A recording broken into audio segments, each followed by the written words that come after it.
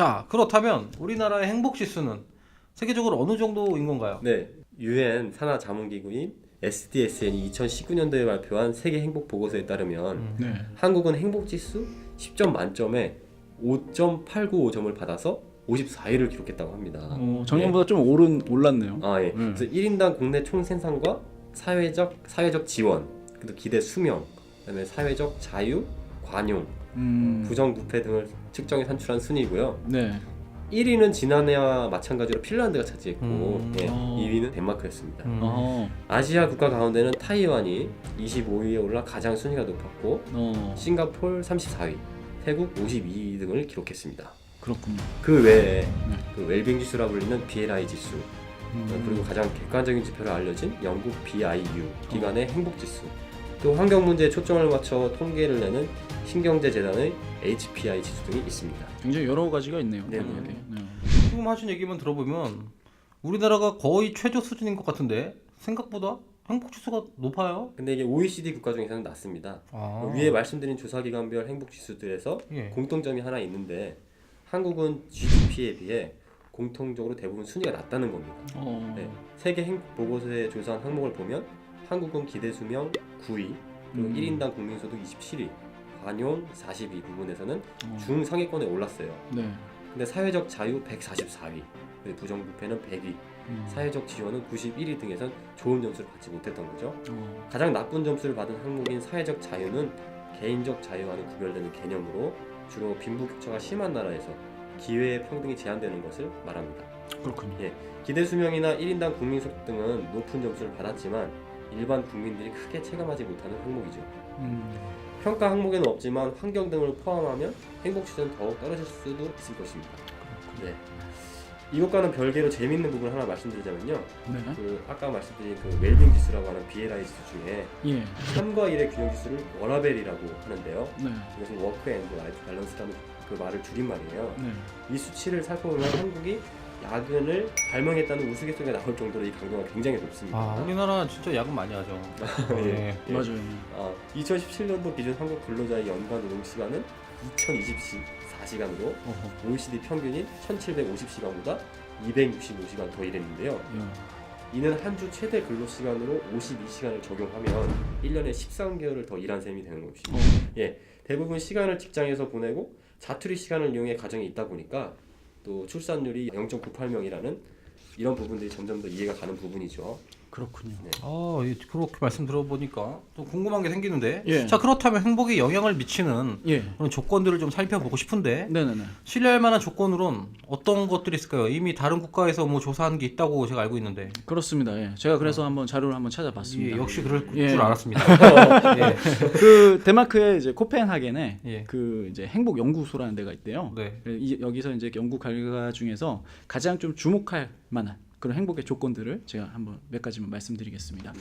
가장 먼저 이제 행복의 조건 중에 하나가 바로 이제 자유입니다. 자유. 예. 그래서 그 개인이 어떤 의견을 이제 자유롭게 말할 수 있는 나라일수록 그 국가는 이 행복도가 굉장히 높게 이제 나타났고요. 그리고 아까 저희들이 아까 뭐 교육 얘기하고 취업 얘기하고 사실 이런 게 다 경제적인 거하고 관련이 있잖아요. 그럼 경제적인 거 그리고 개인의 건강 이런 것들은 사실 어떤 의미로 보면은 이 돈이 많으면 사실 할 수 있는 게 더 많아지지 않습니까? 그죠? 건강하면 더 많은 것들을 더 할 수가 있고 네. 더 자유를 더 많이 높기 때문에 행복감에 많은 영향을 사실 미치는 거죠. 그래서 이 아까 말씀했던 이희진 씨 그리고 또 박용훈 가족 있지 않습니까? 그 사례들에서 볼 수 있듯이 이 경제적인 것이 반드시 행복과 정비례하지는 않습니다. 일정 소득이 그 연구 결과를 보면은 일정 소득 이상부터는 그 돈이 더 많아도 행복에 큰 영향을 미치지 않는다가 바로 이 연구 결과에서 있더라고요. 네.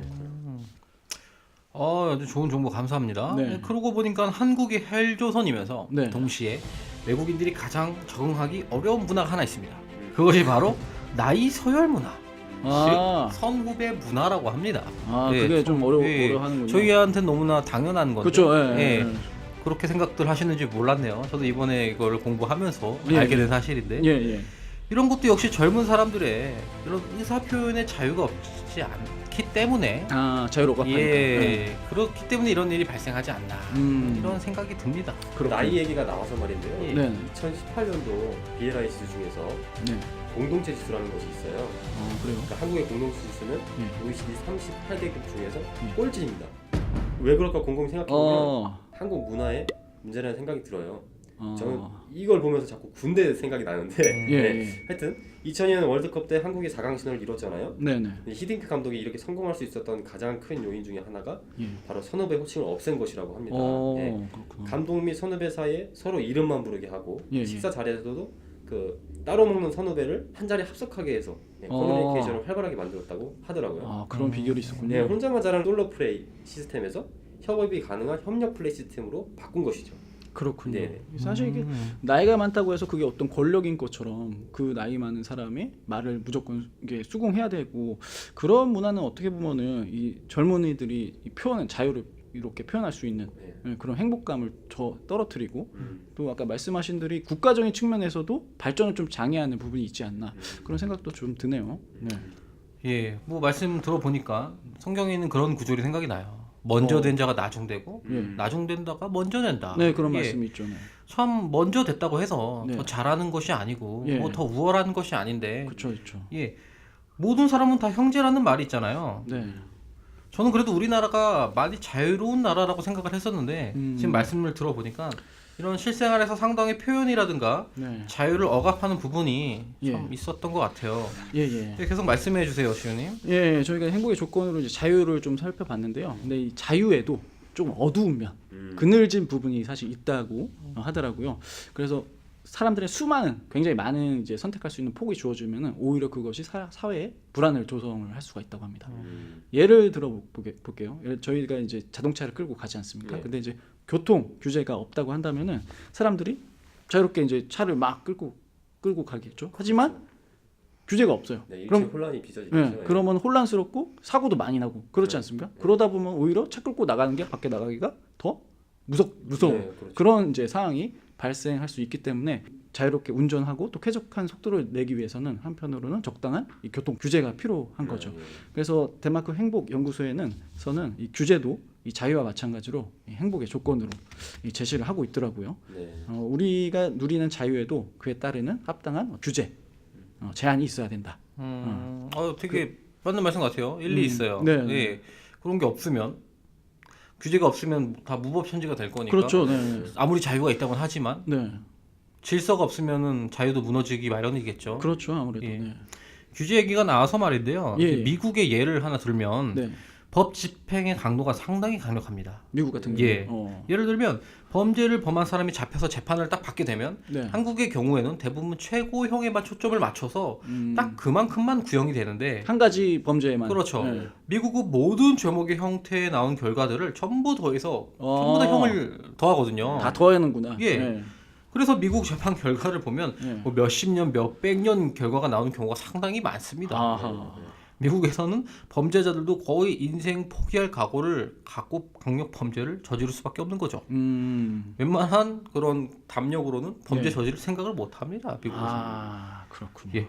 미성년자들도 예외는 아니라서 공공의 안전에 위협이 될 수 있는 범죄들에 대해서는 모두가 수긍할 수 있는 강력한 처벌을 할 수가 있습니다. 예. 이에 비해 한국은 이러한 법이나 규제가 상당히 약한 편인 것 같아요. 예, 맞아요. 저도 예, 그 우리나라 법이 좀 약한 거에는 많이 공감이 돼요. 예. 아까 뭐 시우님 덴마크 연구소의 그 행복 조건이 좀 더 궁금한데 그거에 대해서 얘기를 좀 더 해주시겠어요? 예, 그럴까요? 예. 네, 우리나라도 확실히 이 규제 속에서 이 자유로운 마케익할 수 있는 사회가 될 수 있었으면 좋겠어요. 아까 말씀하신 대로 이 규제가 제대로 된 규제 역할을 하려면은 어떤 의미에서 좀 거기에 합당한 좀 처벌 수위가 있는 것도 좀 필요한 것도 생각이 좀 들고요. 이 좀 강력한 이 처벌과 사회적으로 용인할 수 있는 합당한 처벌이 있다고 한다면은 좀 더 우리 사회가 이 공공의 안전을 해치는 범죄들로부터 지금보다는 쉽게 범죄를 저지르지 않지 않을까라는 생각도 좀 드네요. 다음으로 이제 세 번째 행복의 조건은요, 바로 신뢰입니다. 네, 신뢰인데요. 실제로 이제 행복 보고서에서 활용하고 있는 지표 중 하나가 바로 이 신뢰고요. 그리고 우리나라 이 OECD 2014년도에 OECD에서 보고서를 보면은 이 대인 신뢰도가 높은 나라가 바로 행복 지수가 높은 북유럽 국가였습니다. 그래서 실제로 이 덴마크 같은 나라 있지 않습니까? 거기서는 아이를 그냥 유모차에 태운 다음에 거리에다 두고서 은행 업무를 보고 나오기도 하고 이제 그런 경우가 굉장히 빈번하다고 하더라고요. 반면 우리나라 같은 경우에는 2012년도까지만 해도 이 대인 신뢰도가 한 40% 유지했었는데, 근데 그 후로는 30%로 떨어졌다고 하더라고요. 네. 관련해가지고 제가 한국에 좀 슬픈 사실 하나만 더 말씀드리면 그만 듣고 싶어요. 너무 슬퍼집니다. 2013년도 좀 들어보세요. 2014년도 세계보건기구 WHO에서 발표한 범죄 유형별 국가 순위에 따르면 대한민국은 OECD 당시 37개국 회원국 중 사기 범죄율 1위를 기록했다고 합니다. 또 1위야. 예, 한국 국민 100명 중 1명은 사기를 당했다고 하는데 어허. 예, 이런 점은 범죄자에게 비교적 관대한 한국의 법 규제에 의한 것이라고 볼 수 있을 것 같고 이러한 것이 서로의 신뢰감을 떨어뜨리는 주요 요인인 것 같아요. 그렇군요. 이런 점은 누구에게도 도움을 받지 않으면서도 나 또한 다른 사람을 돕지 않는 문화가 쉽게 형성이 될 수밖에 없는 것이죠. 아까 축구 대표팀 예에서 말씀드렸다시피 예. 나 혼자만 잘하는 이런 솔로 플레이 시스템이 돼버리는 것입니다. 음. 서로 경쟁만 심해지고 협력이 안 되는 거죠. 그렇죠. 이게 참 문제가 많습니다. 네, 맞습니다. 예. 시우님 생각은 또 어떠신가요? 계속 제가 행복의 조건을 좀 말씀을 드릴게요. 예, 마지막 그걸 듣고 싶네요. 그런 얘기 이제 안 듣고 싶어요. 예. 마지막으로 이제 제가 말씀드리고 싶은 덴마크 그 행복 연구소에서 행복의 조건을 제시한 것 중에 하나가 바로 나눔입니다. 나눔. 신뢰예요. 나눔.